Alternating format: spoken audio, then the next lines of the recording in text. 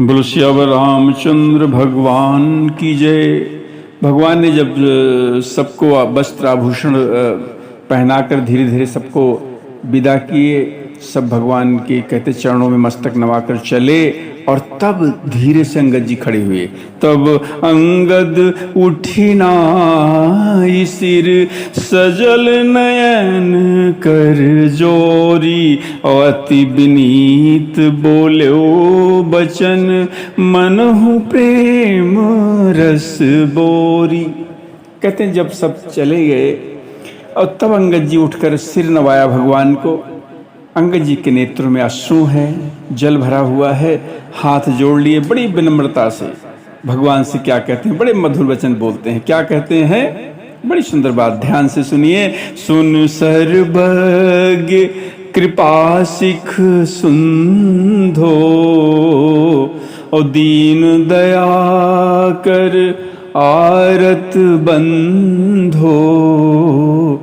हे सर्वज्ञ, हे कृपा और सुख के समूह, दीनों पर दया करने वाले भगवान, हमारी आरतों के आप बंधु हैं प्रभु, सुनिए तो। क्या बड़ी सुंदर बात कहते हैं, ध्यान से सुनिए।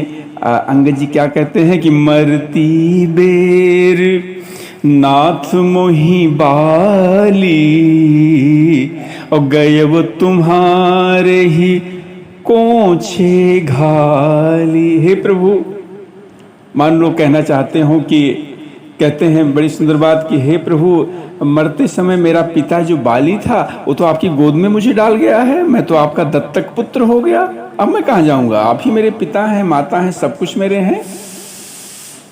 तो आगे क्या कहते हैं अंगद जी, असरन सरन बिरदु संभारी,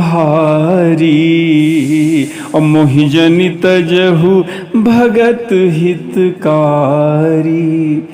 अंगद जी बड़ी सुंदर बात भगवान से कहते हैं कि हे भक्तों के हितकारी, अपना शरण जिसको आप शरण देते हैं, आपका बाना ऐसा है, आप अपने बाणे को याद तो कीजिए। आप सबको शरण देते हैं, मुझे नहीं त्यागिए।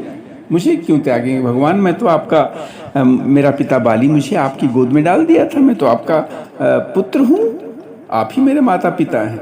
बड़ी सुंदर बात आ गई अगले क्रम में, अगली कथा। बोलो श्यावर रामचंद्र भगवान की जय।